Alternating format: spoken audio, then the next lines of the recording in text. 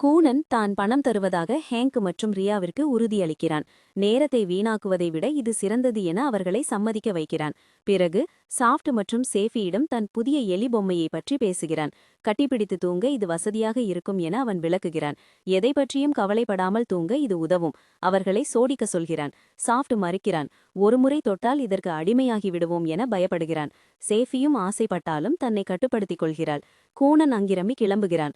கூனன் இவ்வளவு வேகமாக ஒரு பிசினஸ் சிஸ்டத்தை உருவாக்கியது வியப்பாக இருப்பதாக பேசுகிறார்கள். ரேயஸும் சிறப்பாக செயல்படுகிறான். ஹேங்க் ரியா இருவரும் ஆராய்ச்சியை தொடங்கிவிட்டனர். இங்கு வந்து 1 மாதம் ஆகிவிட்டது.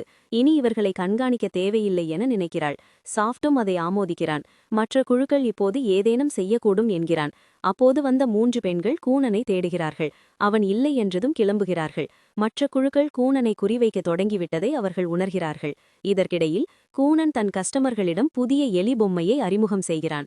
இது தூக்கத்திற்கு சிறந்தது என்பதால் மாணவர்கள் 60 நிமிட கோர்ஸை எடுக்கிறார்கள். சிலர் 90 நிமிட கோர்ஸையும் எடுக்கிறார்கள். வியாபாரம் வழக்கம் போல் அமோகமாக நடக்கிறது. கூனன் லேபிலிருந்து வெளியே வந்து ஹேங்க் என்ன செய்கிறான் என்று பார்க்கிறான். ஹேங்க் பார்க்க மறுபடியும் பேக்கன் கருகியதால் செம டென்ஷன். கூனான் எதுவுமே பேசாம ஆரியை வச்சு நெருப்பை அணைக்கிறான். சீக்கிரம் தனக்கு பிடிச்ச மாதிரி பேக்கன் செய்யு சொல்றான். ஆனா ஹேங்க் தனக்கு நெருப்பு மேஜிக்ல அனுபவம் இல்லைன்னு தெளிவுபடுத்துறான். பேக்கனை நெருப்புல போடுறதை விட புகையில ரொம்ப நேரம் வேக வைக்கணும்னு கூனான் விளக்குறான். சூடு ஒரே மாதிரி இருந்தா இது சாத்தியம்னு சொல்றான். ஹேங்கிற்கு இது ஏற்கனவே தெரிஞ்சாலும் நீண்ட நேரம் அதை மெயின்டைன் பண்றது கஷ்டம்னு சொல்றான்.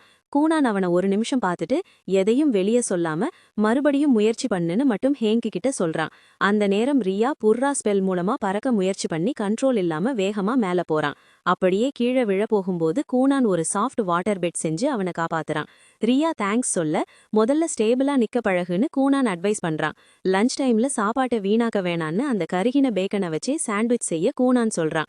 ஹேங்கையும் இதை சாப்பிட சொல்றான். காசை மிச்சப்படுத்த ரியாவும் சம்மதிச்சு கூட சேர்ந்துக்கிறான். கூனானும் சந்தோஷமா ஒத்துக்கிறான். ஏன்னா அவனால மட்டும் இதை சாப்பிட்டு முடிக்க முடியாது. திடீர்னு ரேயஸும் அவங்க கூட சேர கூனான் செம குஷி ஆயிடுறான். உன் கூட வந்தா காசு கொடுக்க வேணாம், அதுவே போதும்னு ரேயா சொல்றா. எல்லாரும் ஒன்னா ஒரு வாய் சாப்பிட அது வாயிலேயே வைக்க முடியல. ரியா பேக்கனை தூக்கி போட ரேயஸ் மட்டும் கஷ்டப்பட்டு சாப்பிட முயற்சி பண்றா. அவ முகம் மாறுறத பார்த்து பயந்த கூனானும் ரியாவும் கஷ்டப்பட வேணாம்னு சொல்றாங்க. இது தன் தப்புன்னு தெரிஞ்ச ஹேங்க் உடனே மன்னிப்பு கேக்குறான். ரொம்ப அசிங்கமா இருக்குன்னு சொல்றாரு. கொஞ்ச நேரம் கழிச்சு ஸ்டூடெண்ட்ஸ் எல்லாம் வரிசையில நிக்கிறாங்க. கூனனுக்காக எல்லாரும் வெயிட் பண்றாங்க. அவங்களுக்கு நல்ல தூக்கம் தேவைப்படுது. வெவ்வேறு பிரிவை சேர்ந்த 3 பொண்ணுங்களும் அவருக்காக அங்கேயே காத்துட்டு இருக்காங்க. ஸ்கூல் முழுக்க தேடிட்டு இங்க வர்றாங்க. இங்கேயே இருந்திருக்கலாம்னு அவங்களுக்கு தோணுது. தேவையில்லாம அங்க இங்க தேடிட்டோம்னு முட்டாள் மாதிரி அலைஞ்சத நினைக்கிறாங்க. அவங்களுக்குள்ள ஒத்து போகாது. ஆனா கூனன் வந்ததும் அந்த 3 பொண்ணுங்களும் கியூவோட முன்னாடி ஓடி வர்றாங்க. அவங்க பேசும்போது மத்தவங்க திட்டுறாங்க. வரிசையில குறுக்கே வராதீங்கன்னு சொல்றாங்க. டயர்ட்ல இப்பவே விழுந்துடுவோம்னு பயப்படுறாங்க. அந்த பொண்ணுங்களும் சாரி கேட்டுட்டு வரிசையில நிக்கிறாங்க. கடைசியா அவங்க பேசும்போது கூனன் கிட்ட ஒரு போட்டோவை பாக்குறாங்க. அத பார்த்து அவங்க திசை மாறுறாங்க. அந்த எலி போட்டோ பத்தி கூனான் விளக்குறாரு. இது ராஜகுமாரிகளுக்கான ஒரு ஸ்பெஷல் விஷயம். இன்னும் நல்லா தூங்க இது உதவும். தண்ணீர் படுக்கை ஏற்கனவே சூப்பரா இருக்கு. அதனால அந்த மேஜிக் மேல அவங்களுக்கு ரொம்ப ஆர்வம் வந்துடுச்சு. கூனன் இப்போ அவங்க கிட்ட கேக்குறாரு, நீங்க இப்போ என்ன பண்ண போறீங்க? இன்னும் 3 பெட் தான் இருக்கு. வந்த வேலையை விட தூக்கம் முக்கியம்னு அவங்க ஈஸியா ஒப்புக்கிட்டாங்க. பேசுறத விட்டுட்டு தூங்க முடிவு பண்ணிட்டாங்க. இதற்கிடையில் ஹேங்க் முயற்சி பண்றாரு. பேக்கன் வச்சு ஏதோ ட்ரை பண்றாரு. காஷிங்கிற ஸ்பெல் சொல்லி நெருப்பு மூட்டுறாரு. நெருப்ப உருவாக்குறது ரொம்ப ஈஸி. ஆனா சூட்டை மெயின்டைன் பண்றது தான் சொல்ற அளவுக்கு ஈஸி கிடையாது. இன்னொரு பக்கம் ரியா காத்துல மிதக்குறான். மேஜிக் வச்சு மேல போக பாக்குறான். மெல்ல மெல்ல உயரமா பறக்குறான். அப்போ சாஃபி ரேயஸோட வேலைய பாக்குறாரு. அவங்க பண்ண புது வேலைய செக் பண்றாரு. சூரா உங்களை ரொம்ப பாராட்டினாரு. போன ரிப்போர்ட் சூப்பரா இருந்துச்சு. இருந்தாலும் ரேயஸ்க்கு திருப்தி இல்ல. அவங்களுக்கு ஒன்னும் புரியல. மேஜிக் வச்சு எதுக்கு பணம் சம்பாதிக்கணும்? சாஃபி அதுக்கு விளக்கம் கொடுக்கறாரு. சின்ன வயசுலிருந்தே அவங்க மேஜிக் பத்தி மட்டும்தான் ஆராய்ச்சியில இருக்காங்க. ஆனா இந்த உலகத்துல அப்பாவிங்களை ஏமாத்தி லாபம் பார்க்க நிறைய பேர் காத்துட்டு இருக்காங்க. மேஜிக் ஒரு அபூர்வ சக்தி. அதை சரியா பயன்படுத்த கத்து தர்றதுதான் இந்த ப்ரொஃபசர்ஸோட முக்கியமான வேலை. சமூகத்தை பத்தி புரிய வைக்கதான் இவங்கள வேலை செய்ய வைக்கிறாங்க.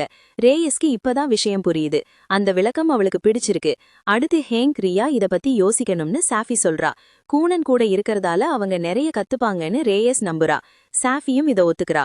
அப்போதான் குரூப்ல ஆள் எடுக்கிற விஷயம் அவளுக்கு ஞாபகம் வருது. யாராவது உங்கள பார்க்க வந்தாங்களான்னு கேக்குறா. இதுவரைக்கும் யாரும் வரலன்னு ரேயஸ் சொல்றா. இது சாஃபிட்டு ரொம்பவே ஆச்சரியமா இருக்கு. அதே நேரத்துல மற்ற குழு தலைவர்களும் இதையே தான் யோசிக்கிறாங்க. ஆள் பிடிக்க போன பொண்ணுங்க கிட்ட இருந்து தகவலே இல்லையேன்னு கவலைப்படுறாங்க. சரி, இன்னைக்குதான் முதல் நாள், அதனால பொறுமையா இருக்கலாம்னு நினைக்கிறாங்க. ஆனா அந்த பொண்ணுங்க எலிகளோட ஜாலியா தூங்கிட்டு இருக்கிறது பாவம் இவங்களுக்கு தெரியல. லஞ்ச் டைம்ல ரேயஸ் இத பத்தி பேச ஆரம்பிக்கிறா. அட்வான்ஸ்டு கிளாஸ்ல இருக்கிறவங்க நடத்துற அமைப்புகள் தான் இந்த குரூப்ஸ். ரியா அதுல 3 முக்கியமான குரூப்பை பத்தி சொல்றா. எபிலிட்டி, ஹார்மனி, அப்புறம் ரேஷனாலிட்டி. அங்க இருக்கிறவங்க பெரிய ஆளுங்க. அதனால ப்ரொஃபசர்ஸ் அதிகமா தலையிட மாட்டாங்க. கஷ்டப்படுறப்ப ஒருத்தருக்கு ஒருத்தர் உதவிக்கிற சங்கம் தான் இதுன்னு ஹேங்க் சொல்றான். உனக்கு இதெல்லாம் எப்படி தெரியும்னு கூனன் கேக்குறான். நான் இங்க அசிஸ்டண்டா வேலை பார்த்திருக்கேன்னு ஹேங்க் சொன்னதும் கூனன் ஆச்சரியப்படுறான். அதை கேட்ட கூனன் அவனுக்கு இதுல பெரிய ஆர்வம் இல்ல, ஏன்னா அவங்க சுதந்திரமா இருக்காங்க.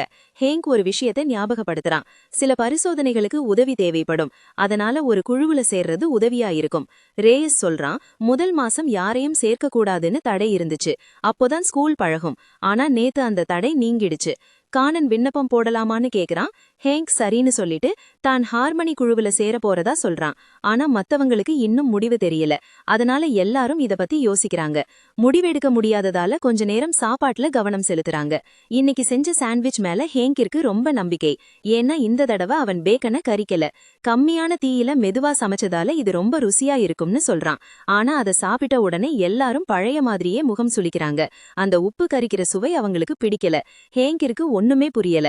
ஆனா மறுபடியும் முயற்சி பண்ணுன்னு கூனான் அவனுக்கு தைரியம் சொல்றான். அதே சமயம் ரேஷனாலிட்டி குழுவுல தலைவன் லூலு தான் அனுப்பி வச்ச பொண்ணுகிட்ட நேத்து என்ன பண்ணுனேன்னு விசாரிக்கிறான். அவகிட்ட இருந்து தகவல் வராதது அவனுக்கு கோபத்தை தருது. அவன் குரல் ரொம்ப கடுமையா இருக்கிறதால அந்த பொண்ணு மன்னிப்பு கேக்குறா. அப்புறம் அந்த திட்டம் வேலை செஞ்சுதான்னு லூலு கேக்குறான். அந்த பொண்ணு சிரிச்சுக்கிட்டே உங்க குரல் ஒரு வில்லன் மாதிரி இருக்குன்னு கிண்டல் பண்றா. தான் நிஜத்துல அப்படி இல்லைன்னு லூலு சொல்றான். இது அவனுக்கு பிடிக்காம தான் நடக்குது, ஏன்னா அவன் எப்பவும் இப்படி கிடையாது. இன்னொரு பக்கம் ஹார்மனி குழுவுல ஒரு பொண்ணு அதோட தலைவன் ஷில்டோ கிட்ட கூனனை சேர்க்க முடியலன்னு சொல்றா. ஏன்னா அவ அப்படியே தூங்கிட்டாளாம். அதே மாதிரி எபிலிட்டி குழுவிலையும் ஒரு நீல நிற முடிகொண்ட பொண்ணு கூனனோட மேஜிக்கை எதிர்க்க முடியலன்னு பதில் சொல்றா. அப்போ அந்த குழுவோட பேல் அந்த அதிகாரிக்கு ஒரு சின்ன குழப்பம். இது எல்லாம் ஒரு மொட்டை எலியால தான் நடந்ததா? எப்படியோ சீனோட மாணவன் கிட்ட இருந்து இததான் அவங்க எதிர்பார்த்தாங்க. அதிகாரிகளும் 3 தரப்பா பிரிஞ்சு கூனனை நேர்ல பார்க்க கிளம்புறாங்க. போற வழியில அவங்க ஒருத்தர் சந்திச்சுக்கிறாங்க. யாரு முதல்ல போறதுன்னு யாருக்கும் விட்டு கொடுக்க மனசில்ல. கடைசியில ஒரு நியாயமான வழியில வரிசைய முடிவு பண்ணிக்கிறாங்க. இதற்கிடையில் பேக்கன் சமைக்க முடியாம ஹேங்க் ரொம்பவே கடுப்பா இருக்கான். கூனன் அவன்கிட்ட பணம் வேணுமான்னு கேக்குறான். ஹேங்க் இத தப்பா நினைக்கிறான். ஆனா கூனன் அவனை திருத்துறான். அரைகுறையா வேலை செஞ்சுட்டு காசு கேட்காதன்னு நக்கலா சொல்றான். இது ஹேங்குக்கு ஒரு பெரிய அடியா விழுது.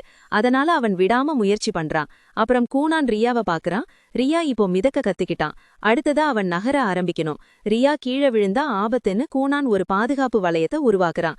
ரியா இத பார்த்து ஆச்சரியப்படுறான்.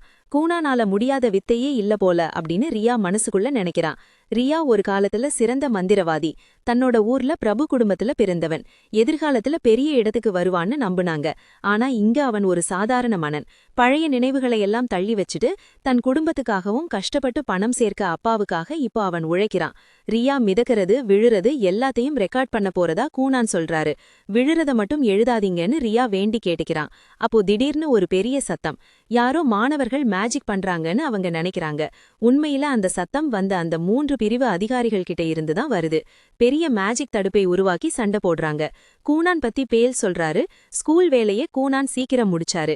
அதனால இவர் எபிலிட்டி குரூப்புக்கு தான் சரியான ஆள். ஒரு ஸ்பெல் மூலமா தரைய உடைச்சு பாறைகளை மத்தவங்க மேல வீசுறாரு. மத்தவங்களும் மேஜிக் யூஸ் பண்ணி அதை தடுத்தாங்க. அப்போ ஷில்டோ மத்தவங்களுக்கு கூனான் அட்வைஸ் பண்றதை கேட்டதா சொன்னாங்க.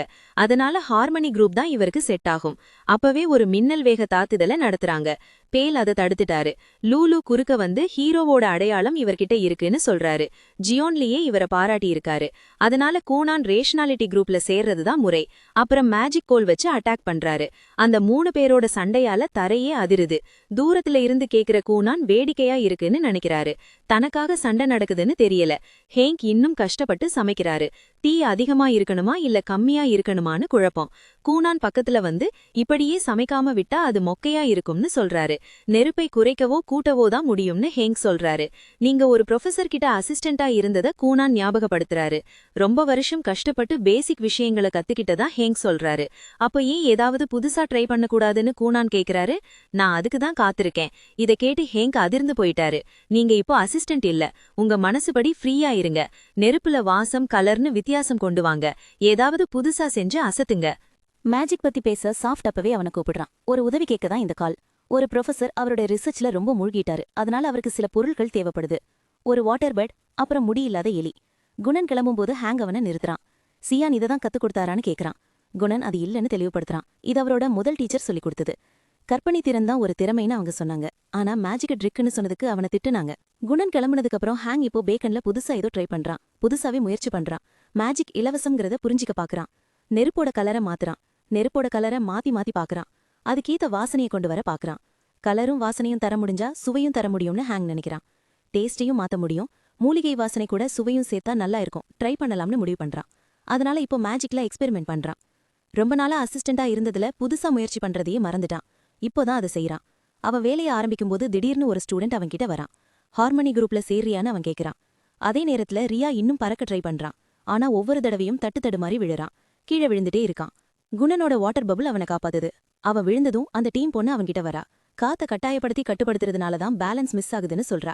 காத்தோட போக்கிலேயே போக முயற்சி பண்ணுன்னு அவனுக்கு அட்வைஸ் பண்றா. ரியா அவளை பார்த்து அப்படியே மயங்கிட்டான். யோசிக்காம அவ சொன்ன பேச்ச கேக்குறான். அவளுக்கு தேங்க்ஸ் சொல்றான். லஞ்ச் டைம்ல பேக்கன் ருசியா இருக்கிறத பார்த்து எல்லாரும் ஆச்சரியப்படுறாங்க. இப்போ நல்ல வாசனையும் டேஸ்டும் இருக்கு. இது இப்போ குமட்டல் தரலன்னு ரேயஸ் சொல்றான். உடம்பும் இப்போ இதை ஏத்துக்குச்சு. ஹேங் இப்போ ரொம்ப சந்தோஷமா இருக்கான். சாதிச்சிட்டேன்னு குணன் அவங்கிட்ட சொல்றான். இதையே தொடர்ந்து முயற்சி பண்ணணும். பல வகை கறிகள்ல பேக்கன். ஹேங் இதை முன்னாடியே கணிச்சிட்டாரு. அவர் இதை தான் சொல்லுவாருன்னு தெரிஞ்சு எல்லாத்தையும் தயார் பண்ணி வச்சிட்டாரு. மீன், கோழி, ஆட்டுக்கறின்னு எல்லாத்துலயும் பேக்கன் செஞ்சு காட்டுறாரு. ரேயஸ்க்கு மீன் தான் ரொம்ப பிடிச்சிருக்கு. இது ரொம்ப பிரமாதம்னு குணன் சொல்றாரு. ஹேங்கோட இந்த முயற்சி ஆச்சரியமா இருக்கு. ஆனா இவ்ளோ சாப்பிட முடியாதுன்னு சொல்றாரு. ஹேங்கும் தன் தப்பை இப்போ புரிஞ்சுக்கிட்டாரு. உணவை ஸ்கூல் கேண்டீன்ல விற்க முடிவு பண்றாங்க. அங்க இருக்கிற சமையல்காரருக்கு இந்த தரமான சாப்பாட்டை வாங்க ரொம்ப சந்தோஷம்.